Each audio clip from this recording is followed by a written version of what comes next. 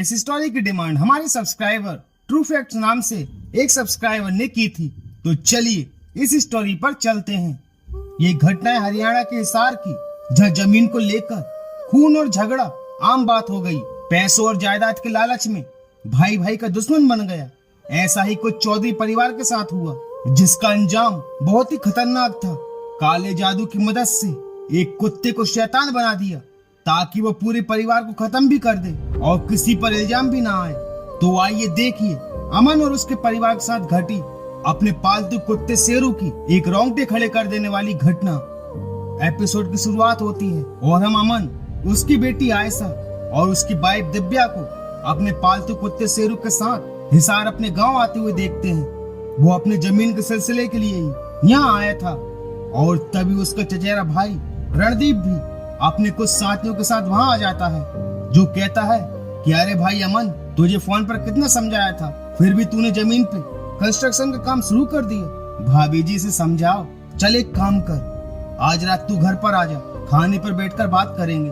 पर अमन कहता है चाहे तू कुछ भी कर ले, मैं ये जमीन तुझे नहीं बेचने वाला। पर रणदीप कहता है ये जमीन तो मैं लेकर रहूंगा, बहुत से तरीके आते हैं मुझे, भाभी समझा लो जयराम जी की।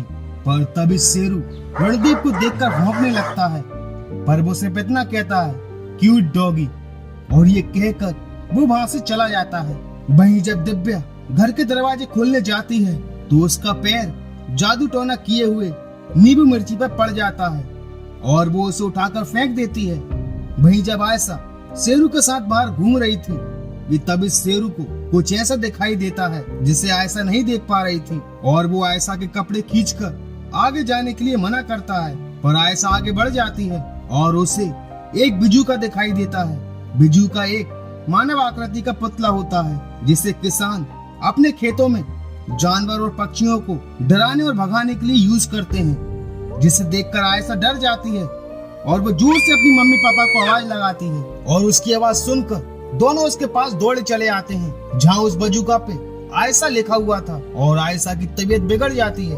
दरअसल आयशा को सांस की बीमारी थी और वो उसे तुरंत रेलर दे देते हैं और आयशा को लेकर घर आ जाते हैं। पर घर पर पहुंचते ही उन्हें किसी जानवर की लाश अपने पलंग पर मिलती है, जिसे देखकर दोनों काफी शॉक्ड हो जाते हैं। जहां अमन को ये काम अपने चचेरे भाई का ही लग रहा था। वहीं शाम को शेरू किसी की परछाई देखकर भौंकने लगता है, और जब दिव्या पर्दे लगाने जाती है तो उसे भी कोई दिखाई देता है और पत्थर मारकर उनकी खिड़की कांच तोड़ देते हैं, और दोनों भागकर आयशा के कमरे में जाते हैं, जहां आयशा सोई हुई थी, और किसी तरह वो रात तो गुजर जाती है। और अगले दिन अमन अपने दोस्त हरपाल, जो कि उस एरिया का पुलिस इंस्पेक्टर था, उसे अपने साथ घटी सारी घटना बताता है और कहता है हो ना हो ये काम रणदीप ने ही करवाया है, मैं उसकी धमकियों से डरा नहीं तो उसने हमें परेशान करना शुरू कर दिया। हरपाल कहता है कि डर मत यार, मारे होते हुए तेरा कोई कुछ नहीं बिगाड़ सके है। और तभी रणदीप भी वहां जाता है, जो कहता है कि भाई क्या हुआ, मुझे पता चला कि कल रात किसी ने घर में तोड़फोड़ कर दी। अरे हरपाल सर जी, आपके होते हुए कोई ऐसा कैसे कर सकता है, कौन दुश्मन हो सके भाई का इस गांव में। हरपाल कहता है अरे देख रणदीप, ये किसने किया है और किसने करवाया है उसका पता तो मैं लगा कर ही रहूंगा, और तू इन्हें परेशान करना छोड़ दे, तेरी सारी करतूत मुझे पता है, चल अब जा यहाँ से। और देख अमन, मैंने तेरी सेफ्टी के लिए हवलदार सिंह को छोड़ दिया है, चल अब टेंशन ना ले। वहीं रणदीप अब किसी भी तरह उस जमीन को हड़पना चाहता था, जहाँ वो कहता है जब मैंने अपने बाप की जमीन न छोड़ी तो ये तो मेरा दूर का भाई है, वो जमीन तो मैं लेकर ही मानूंगा। अब एक ही आदमी है जो मेरी मदद कर सकता है। वहीं जब सभी रात को खाना खा रहे होते हैं तो आयशा खाना खाने के लिए मना करती है और कहती है कि जब तक शेरू नहीं आ जाता मैं खाना नहीं खाऊंगी, और वो शेरू को पुकारने लगती है शेरू शेरू कहाँ हो, पर शेरू नहीं आता। और अमन हवलदार सिंह के साथ आयशा को शेरू को ढूंढने के लिए भेज देता है, पर काफी ढूंढने के बाद भी शेरू उन्हें कहीं दिखाई नहीं देता और दोनों घर पर वापस आ जाते हैं। पर तभी हमें शेरू को दिखाया जाता है और उसके ऊपर एक काली परछाई, और तभी हम देखते हैं कि शेरू रणदीप के कब्जे में था और एक तांत्रिक उस पर अपनी तांत्रिक क्रिया कर रहा था, जहाँ वो तांत्रिक कहता है ये कुत्ता अब पूरी तरह से मेरे बस में आ चुका है, अब ये वही करेगा जो मैं कहूँगा। इसके अंदर एक खूंखार जानवर की आत्मा का प्रवेश हो चुका है। अब ये कुत्ता नहीं, एक भेड़िया बन चुका है। और अगले दिन शेरू घर पर काफी बीमार हालत में मिलता है, जिसे देखकर सभी काफी परेशान हो जाते हैं। जहाँ ऐसा कहती है कि इस जगह में ही कुछ गड़बड़ है। जब से यहाँ आए हैं शेरू अजीब सा बिहेव कर रहा है। और तभी सभी की नजर शेरू पर बने एक निशान पर पड़ती है, जहाँ हवलदार सिंह कहता है कि साहब जी, ये किसी काले जादू का निशान लग रहा है। लगता है किसी ने शेरू पर काला जादू किया है। पर अमन कहता है, क्या बकवास कर रहे हो तुम, मैं इन चीजों पर विश्वास नहीं करता। लग गया होगा निशान झाड़ियों से, इसे अंदर ले जाओ। जहाँ दिव्या कहती है कि हमें इसे डॉक्टर को दिखाना चाहिए। पर अमन कहता है, अगर कल तक ये ठीक नहीं हुआ तो हम डॉक्टर को बुला लेंगे। और तभी वो तांत्रिक शेरू को खड़ा कर देता है। पर अब शेरू का बर्ताव पूरी तरह से बदलने लगा था, जिसे देखकर हवलदार सिंह को काफी गड़बड़ नजर आती है। और उसी रात वो तांत्रिक अपनी साधना शुरू कर शेरू को कंट्रोल करने लगता है। और अगले दिन घर के सभी सोफे फटे हुए पड़े थे। किसी को कुछ समझ नहीं आता कि ये किसने किया।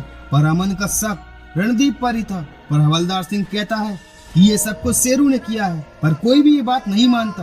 अमन कहता है कि मैं आज ही कलेक्टर ऑफिस जाकर जमीन का काम खत्म करके हम निकल जाएंगे, मैं भी तंग आ चुका हूँ। जहाँ हरपाल हवलदार सिंह से कहता है कि भाभी और आयशा का ध्यान रखना और शेरू को बांध कर रखना। अगर ये सब इस कुत्ते ने किया है तो ये कुछ भी कर सकता है। वहीं जब अमन जाता है तो गाड़ी स्टार्ट ही नहीं हो रही थी। और वो हरपाल के साथ कलेक्टर निकल जाता है।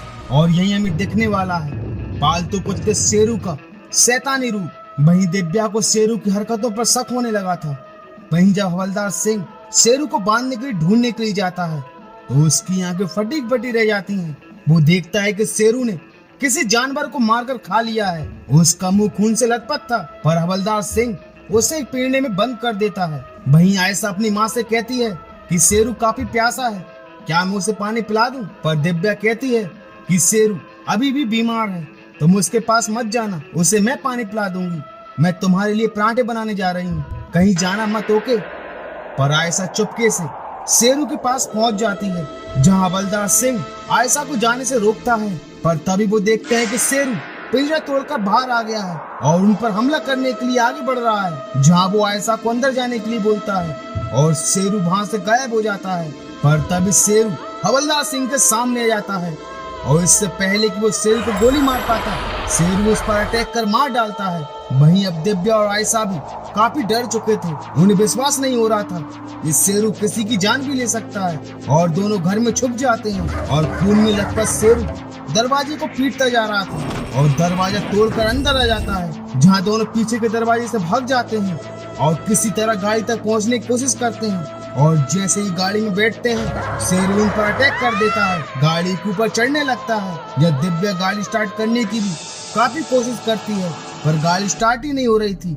जहाँ आयशा भी काफी डर चुकी थी, जहाँ दोनों हवलदार सिंह की लाश को देखकर भी काफी डर जाते हैं। वहीं अमन भी दिव्या को फोन लगा रहा था पर फोन लग ही नहीं रहा था। और हरपाल सिंह भी हवलदार सिंह को फोन लगा रहा था पर वो भी फोन नहीं उठा रहा था और दोनों को कुछ गड़बड़ नजर आती है।